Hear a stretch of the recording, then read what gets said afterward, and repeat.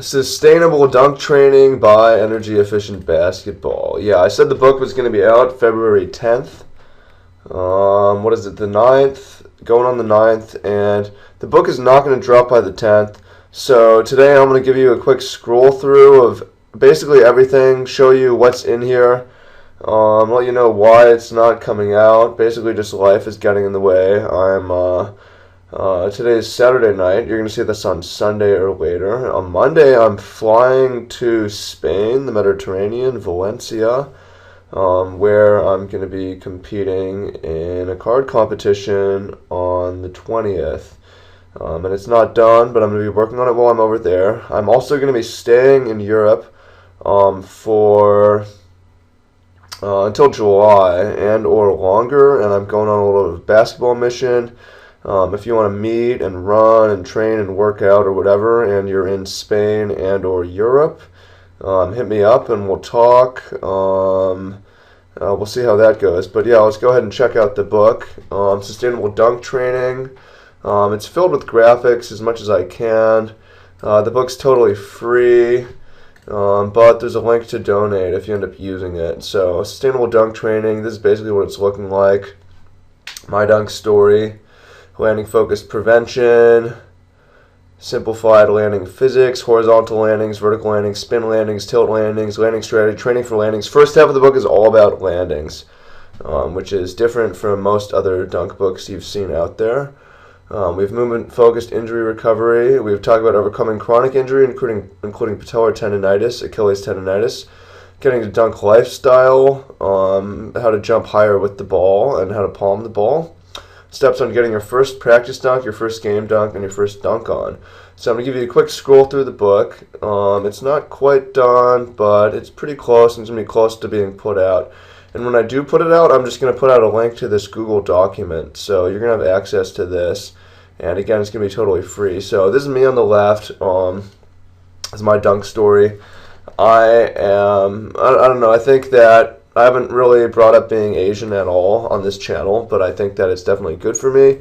Haven't seen any 6 foot and under Asians put out a dunk book ever before, so for all, I mean, this is really for everyone, you know, regular hoop scene, but for those of y'all who feel disadvantaged by your race, by being Asian in basketball, I'm with you, and you can get up, so that's definitely a thing. It's not a thing. Anyways, talk about my own story. I've got hella pictures in here. Here's me recently smashing a dunk.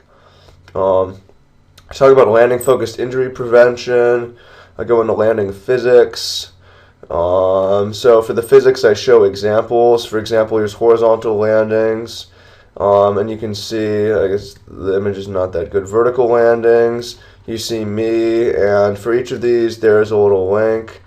And the link shows in regular speed. It's up there. It shows in regular speed and slow motion. A dunk with things illustrated, and it's not just me. Obviously, I can get up, but I mean, I've got Roy Hibbert here. I've got Blake Griffin. We have Michael Jordan up here. D. Brown won the 1991 dunk contest. D. Brown at 45 years old. We have spin landings, looking at how LeBron James lands on his tomahawks. Tilt landings, looking at how Dwayne Wade gets to the ground, explaining why he does that. Talking about having a landing strategy, so to decide whether you're going to jump at all. I talk about my ideal approach, and we look at slow motion and physics. First foot contact, you know, where to hit the ground with your foot. I show my ideal landing is using the net for a drop into a squat. I also like Dwayne Wade style back landings. Don't have it in here, but I'm getting good at landing on the front as well. Talk about why having a good landing strategy is good, because rim checks are dangerous. Give an in-game example of a time when dunking would be dangerous, an alternative. In-game example of where a dunk would be dangerous but still going for it and getting it. Highlight of me, and again, I've got a bunch of clips to show you this. Pretty weak dunk, but I'll explain why It's still pretty nice. I mean, there's two guys in the area, so basically what I do here is try to put the ball in as gently as I can and get to the ground so that these guys don't run under me, which they kind of do. So, talk about that amongst other things. Training for landings. This section needs to be filled in. Training for landings needs to be filled in. Movement, focus, injury recovery needs to get filled in. Talking about how I think that icing is a mistake and movement is the way to go. But talking about how LeBron James ices, and why he does that, potentially what that means, whether you should ice or not, which I think is not. But we'll get to that when you see the book. Got all kinds of citations to studies, so it's not just my opinion. We're looking at what the science says. I'm talking about overcoming chronic injury. Basically, the section is about self-diagnosis, how chronic injury is caused by repetitive misuse. There's some motion that you're doing. You need to identify that motion and remove that. Otherwise, the injury is just going to persist because the cause is continuing. So talking about patellar tendonitis, shooting knock knee like Durant, I found I was doing and it gave me problems. And I got into squatting, got my knees out, started to change all the ways that I descended, changed the way that I descended stairs because the conventional way had started giving me problems. Throwing basketball, and I started walking downstairs backwards. You don't have to do that, but if you can get to the idea of why you would maybe want to do that, to the idea of how you should perform a squat or rather descending to the ground. I'm talking about a basketball exercise I did to correct my jump shot from what Durant was doing. And after all that, I had identified my patellar tendonitis and had no problems. And then I talk about overcoming Achilles tendonitis. I talk about basketball shoes and how most of them have this back heel counter and how that will cause you problems.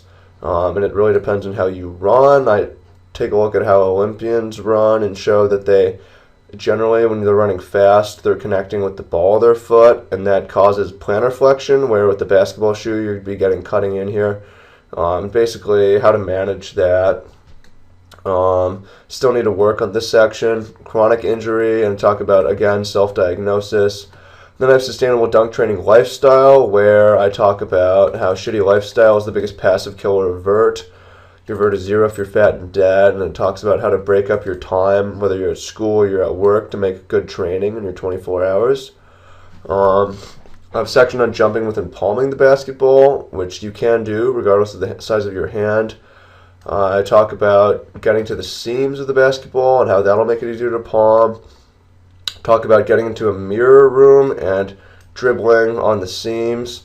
And just dribbling in front of a mirror and how that will improve your ability to pick up the ball in the seams and get to a good grip so you can dunk. I talk about use of the upper body, how you want to pick the ball up, dip it down before exploding off all fours. And again, we've got slow motion footage of this. Talk about an exercise I like to do to train jumping with the ball. Basically just lifting a weight over your head, similar to clean and jerk, but more of an upper body exercise. Something that I personally do and like. Showing how you can move from a 30-pounder to a basketball, and you're like, wow, this is easy. Talk about get your first practice dunk, how to get a dunk today, and I have a couple tricks. Starting off, if you used a ball that's deflated and don't dribble, it'll make things a lot easier because you can grip it.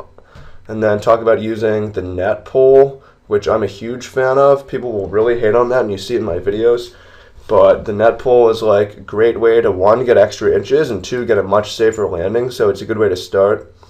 So I, again, have the slow motion breakdown with the visuals showing how you can use the net to get up extra high and get down extra smooth.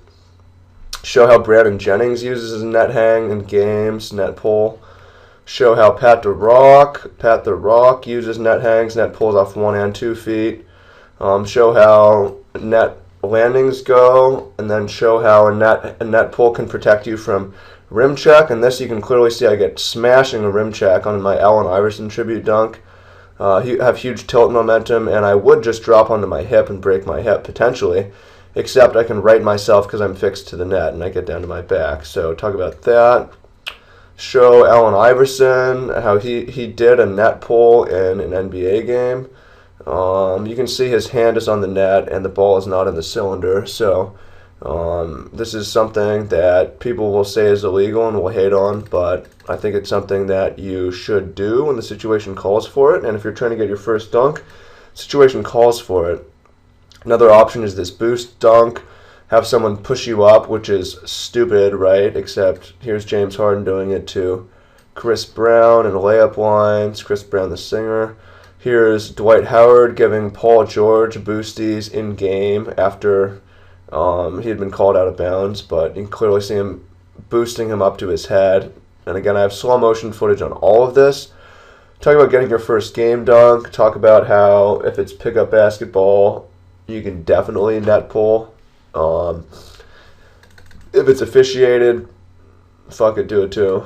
But if you can get up, if you're above 6 foot, you won't need to do it. But if you're a little guy like me, I recommend it. And then talk about game situations, basically how to play on defense to either leak out for dunks or gambles, and what do I think the best way to get one is. Showing how if you're playing the point like me here and the shot goes up and your man crashes, this guy's job is to stay home. So if I leak out and we get the rebound, which we do, that's a game dunk. And then I got your first dunk on. I haven't even done this myself, but I'm working on that. And then a little closing your dunk story, and then maybe put in some more sections. But that's basically the dunk. You know, it's going to be a short read. It's going to be full of visuals, combination pictures cut up and with diagrams and slow motion footage, and it's going to be all about landing. Jump technique. I don't get up off 1 foot, so I'm not going to be talking about 1 foot technique in here. So sorry about that for those guys excited about that. And yeah, I definitely think this is going to be the way to go. I'm 6 foot. I have a 7'9" standing reach. Have to jump 30 or more to even get a weak dunk. So, you know, I'm up there. I've been up there. I'm 24. I've been doing this since I was 18. I was doing it today. I don't have injuries. I had injuries in the past, but everything in here will help you avoid that so you can get jumping higher and continue to jump higher. And I'll put the book out as soon as I can. I only have a few more sections I need to do. I know I'm teasing you guys, but try to get it out. If you guys can hype this and share it, that would definitely incentivize me to share it, to get it out. If you show your friends or whatever to get them excited, get them ready. Also, if you let me know if there's any sections you didn't really see in here that you think should maybe be in here, things you're curious about, questions, things you want to hear me talk about in here, yeah, then hit me with questions. Peace out, and I'll try to get this thing to you in February, definitely, as there's not necessarily that much left to do, but I'm trying to get it just right. So, peace.